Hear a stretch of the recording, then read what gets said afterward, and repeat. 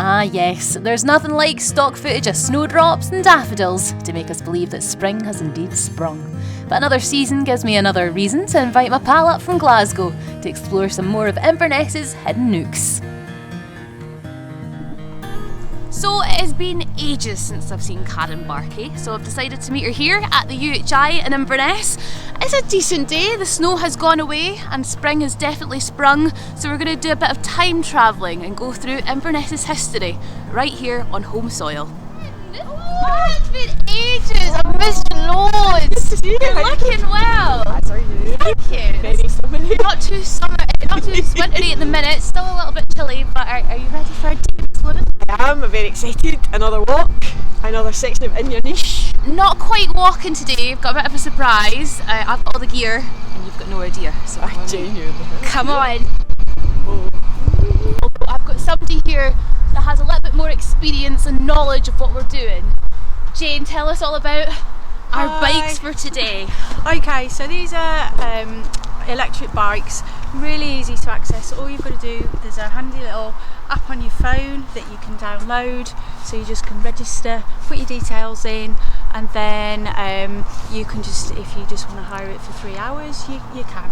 Wow. And that's it's that easy. They give you a code, you can unlock your bike, and then off you go. Easy peasy. Yeah, So yeah. you're part of the Festival of Walking and Wheeling, yeah? I am, yes. I'm the actual coordinator of the festival, so that's really exciting that you're interested in having a go on the bikes today. I'd love to know how you find it. Yeah. Jane made it look so easy, and it seemed that Karen only had to wave her phone at the bike and it was unlocked from the stand. Me, no so easy. I spent a good 5 minutes fiddling with the app and transferring cash from a Swiss bank account. Aye, I wish. And no pressure from the producer, who kept glancing at his watch and sighing so blooming loudly I thought my tyres had burst. Anyway, I got there in the end. Safety first. Remember, Grace, here's your helmet. Thank you so much. This'll fit my head. You were told to bring one, yeah? I was prepared. So do you do a lot of cycling then since you've got your own helmet? See, now you would look at that and you would think that, wouldn't you? I'll be honest, I was keen. I thought the idea sounded great, and I purchased the gloves and I purchased the helmet, and you can see how well my cycling has gone because the labels are still attached. Oh, it's still got all the instructions and everything. Yeah, I do have a fantastic bike lock on my bike. I'm not sure if I have a key for the bike lock. So it currently resides in a garage in its own little special space, where I hope it's enjoying its middle age because it's been there for a number of years. And continues to grow. I have had a little bit of exercise because I have blown the tyres up twice because over the years they had slowly deflated. So that counts, right? Totally. I'm taking that as a... So, are you all good to go? I mean, I've achieved sitting on the bike. Good. And so far with both feet on the ground I haven't fallen off. I mean, I'm no professional either, so I mean, if you fall, I'll fall 100 times more. But it's the whole experience of it and getting used to it, I suppose, is the best thing about it. Absolutely, and I'm ready. I feel I'm like a biker chick. Good on you! You feel the need for speed. I do. It does give you a little bit of a boost, but I think that's what makes it good. Right. So you get out there and you feel the wind in your hair and you feel a little bit of nature at the same time. You know, good Scottish weather right now, good summer ahead of us. I need some windscreen wipers on me. I was like going to say my eyes were going to start streaming, but here it's going to be an experience and we're going to enjoy it. It's fine, I'm going to have like a bug screen all over. You know, that way I'm going to have to stop at every garage and just do like a wee squeegee. Totally forgot about your wee glasses. Yeah. Right, well we give it a go then. Yes. See how we get on. Oh, good Slow God. and steady to begin with, and then we'll crack on. That's the theory. Right. So we decided to head to Culloden because we heard tell of a shortcut, a new active travel path from the campus right through to Cradle Hall. It turns out that that's still under construction, so bumping our bikes across various pedestrian crossings gave us a chance to pause and compare notes. It feels good to be out and about. Like, I think once we get a good sturdy grip on it and we get going on a good straight, then you feel a little bit better. Yeah, I'm really enjoying it actually. I'd forgotten how much I like the feeling of the wind through my teeth. And everything.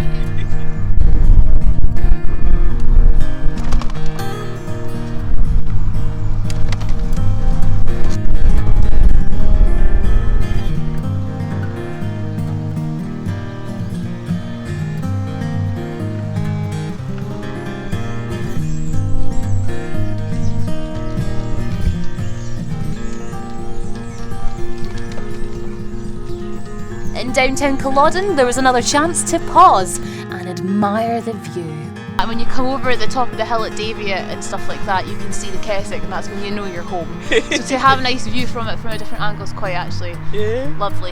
I'm really enjoying seeing all different parts of Inverness that I would never have come across otherwise. Some people just think town centre, going down and seeing the shops, got a few bars and restaurants, but actually it's so much more than that. It's huge.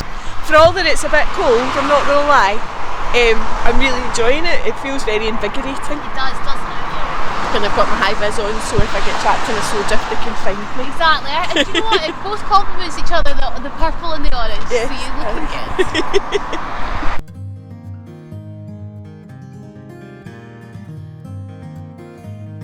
And finally, some trees. Well, we wouldn't be those funny women in the woods if we didn't find some woods to be funny in. Oh wow. And home to the Gruffalo. I know, do you know what? Some people just don't know it's here until you go by it. It might just be a second glimpse, but a lot of kids like to come here, stop, maybe get some food or get their picture taken by it. I know, it's massive. It's huge.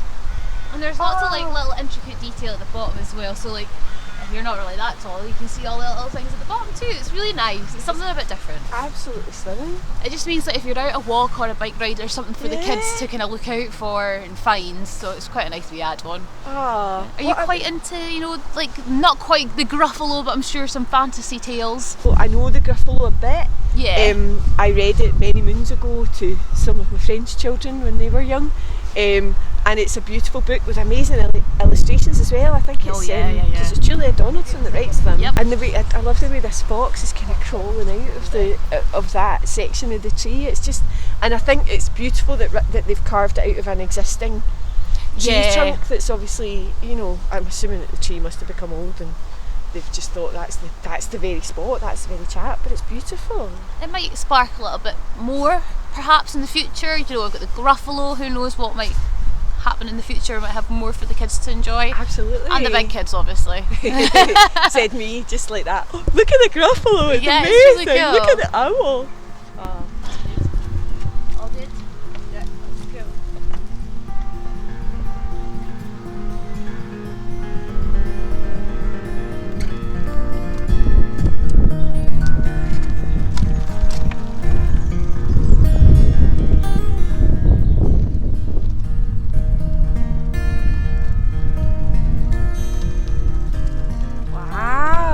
This is beautiful. What's this? So this is Culloden House Hotel.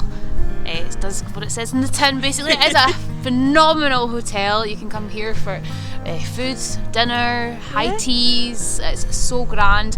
Weddings, I'm sure. It looks just like luxury outside, like a palace. Stunning. I want to say there would be some famous royals back in the day that would have probably stayed here, especially around about the time of the Battle of Culloden and stuff like that. It's just really grand and beautiful. It's got such nice grounds and it's very well kept as well. I'm such a historical philistine. A bit of me's going, because you can just imagine that Bonnie Prince Charlie would be like, I'm just going to get back for lunch. Yeah. You crack on. Back, you can just carry on. I'll be back in about half an hour. It's lovely. Now at this point the producer has burst into the voiceover booth to berate my scant knowledge of local history and tell me that Culloden House is Georgian. It's over 200 years old and it stands on the site of the 16th century Jacobean castle, and parts of the current hotel date back to that time. Aye, he's a whiz with Wikipedia, is our producer. I know you said you were feeling a bit unconfident, but I think you've done a great job, so I'm very, very proud of you. Let me take you for a wee bit of lunch. Yeah, see, the one thing that worries me slightly is this looks like the kind of place that's maybe got a no ties, no shoes, no service kind of a dress code. Well, it does have a bit of a dress code, but they know that we're coming, they love us, so they've made a bit of an exception, alright? Because I'm in the high vis, am I sitting in the kitchen? Yeah. You can do if you want to. But I'm proud of you, so we need to get some scran, we need to fuel up after doing a great wee drive. Yum, yum. So helmet hair notwithstanding, we headed in for lunch.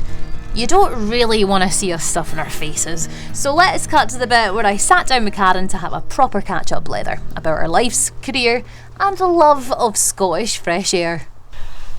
Thank you for my lovely lunch. It was spectacular and I am very replete It was fabulous, thank you. I feel like, we earned it after the cycle. Like, we totally earned that. But thank you for coming with me. There was nobody I'd rather cycle and eat lunch with than you. Aww, I've thoroughly enjoyed it. Oh yeah, you're awfully welcome. So what's been going on with yourself? Like, what's been going on since I last seen you in November?